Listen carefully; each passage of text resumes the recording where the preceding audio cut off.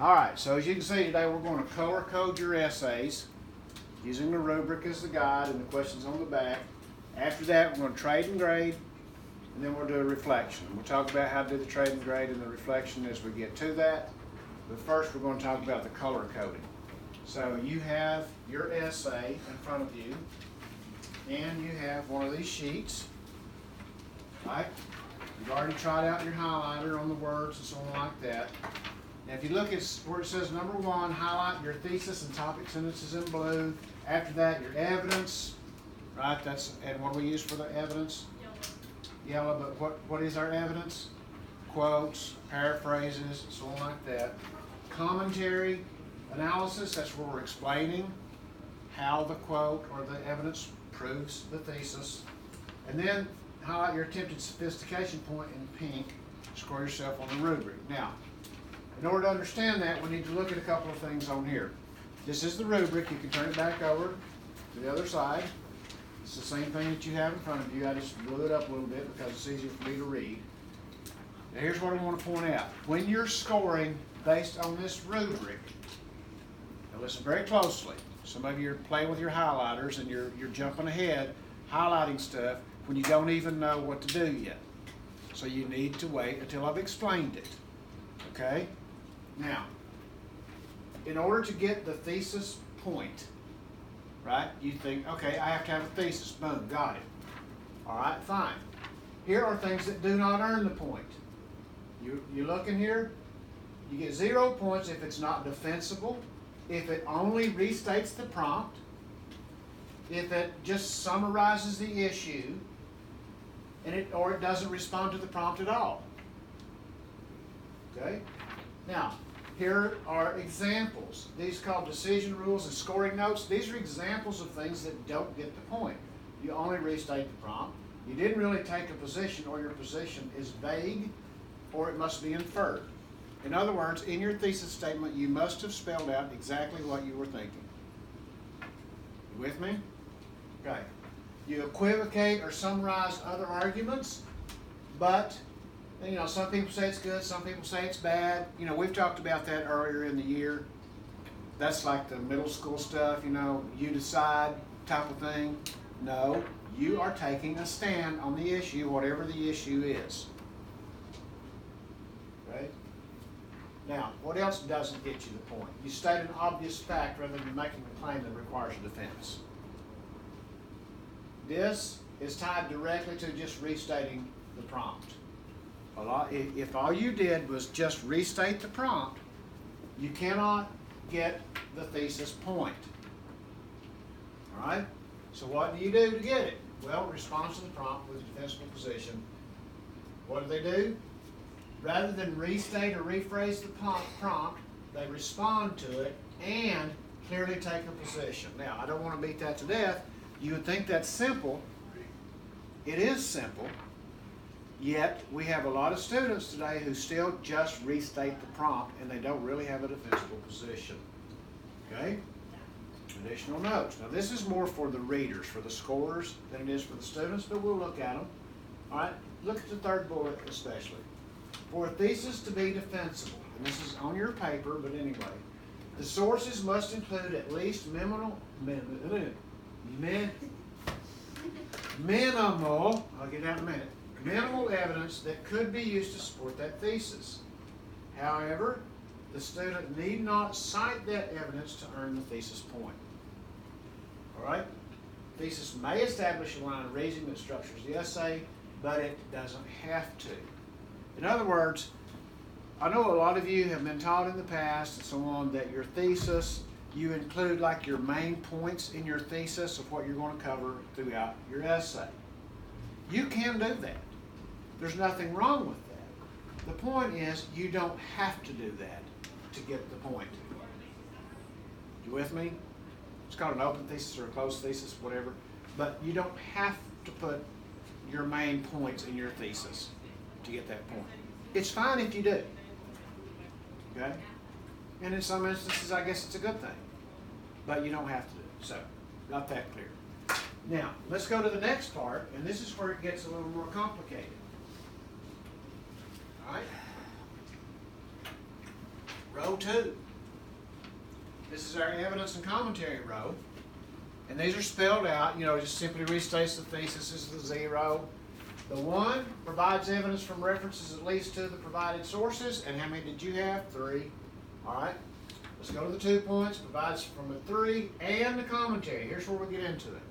I'm sure all of you cited all 3 pieces of evidence. I said I'm sure. I think you did. I don't remember reading anything that didn't.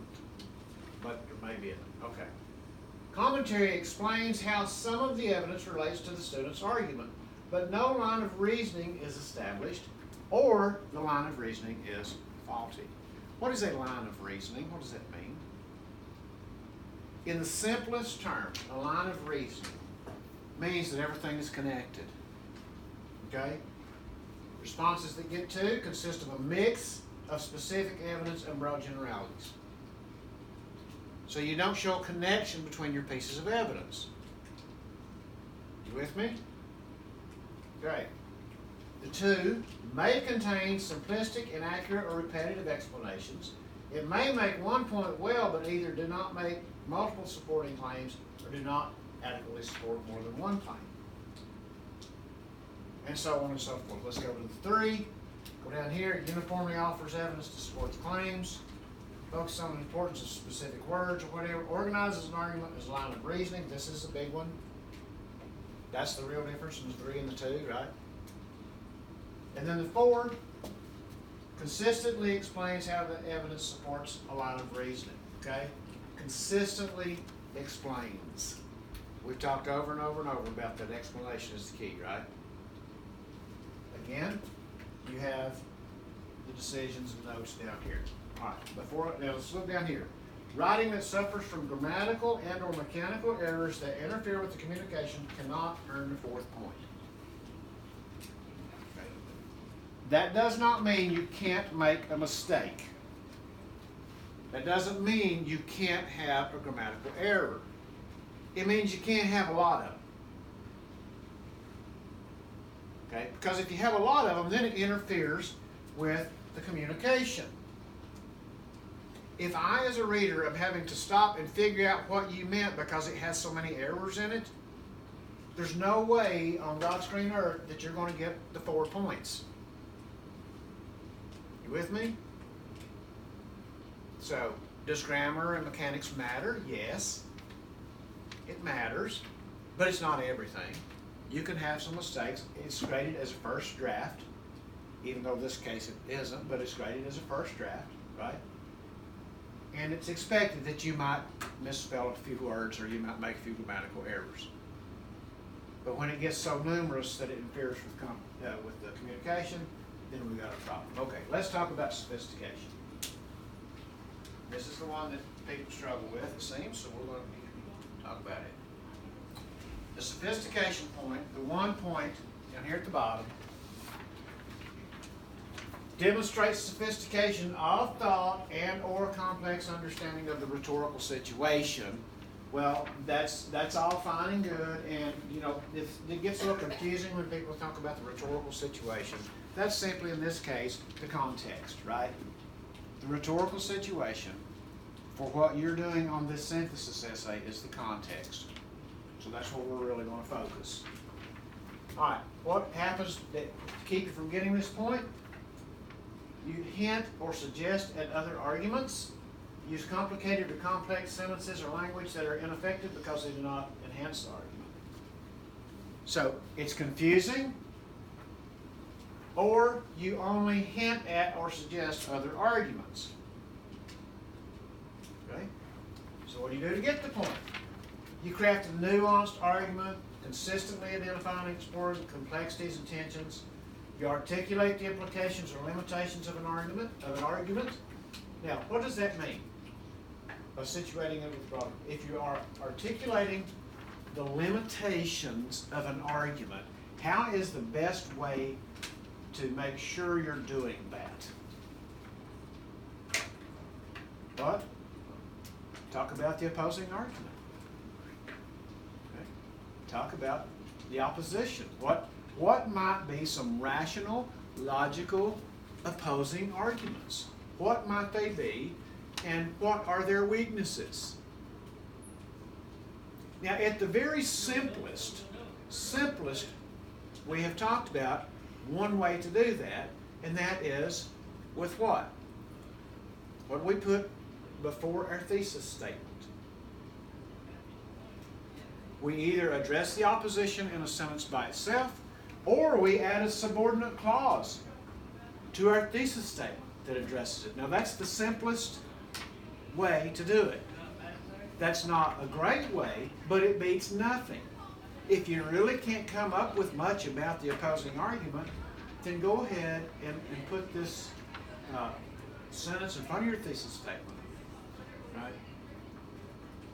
Or put the subordinate clause at the beginning of your thesis statement. At least you have addressed it. Now, does that mean that you have only hinted or suggested at other arguments?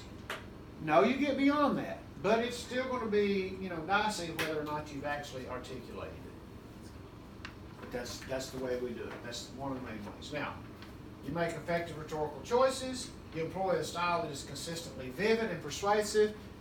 It's good writing. Okay? You don't have simplistic sentences. Right? You're using compound complex sentences. You're changing up the types of sentences, the lengths of the sentences, so on throughout. Your paragraphs are engaging. They're on point. Right? That's sophisticated writing. You with me?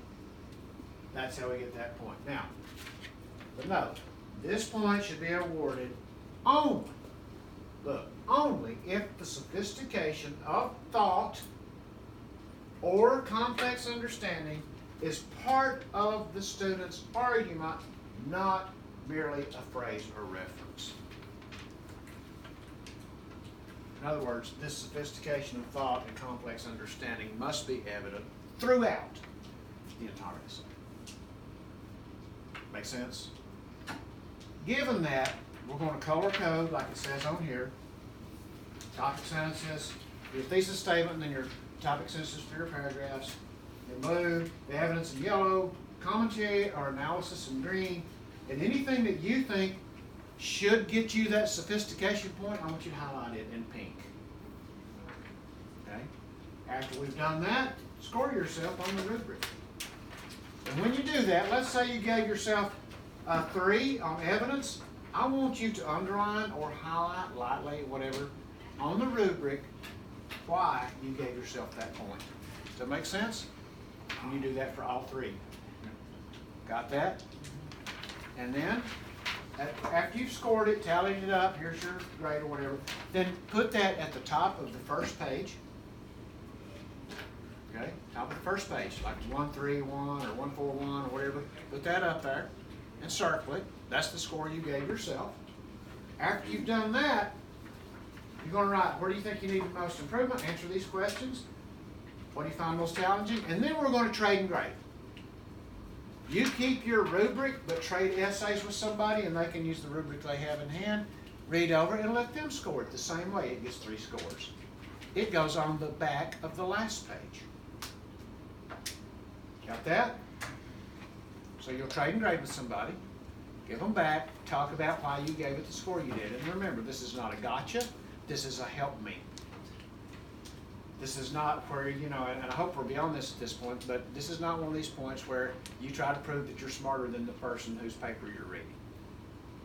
I think by now we all have figured out we're in this boat together. We're all trying here to row the same boat in the same direction so that we can all stay afloat, right? We can all get better. You can only do that by humbling yourself, helping others, and allowing yourself to be helped. After that, we'll do a reflection, but I'll talk to you about that. We'll have about 15 minutes after lunch. We'll talk about the reflection after lunch. All right, what 2 questions? I'll answer 2 questions. What do you have for me? Make it quick. Only 2. None? 0? I'm not that good at explaining. You're afraid to ask because the camera's on, aren't you? All right, let's get started.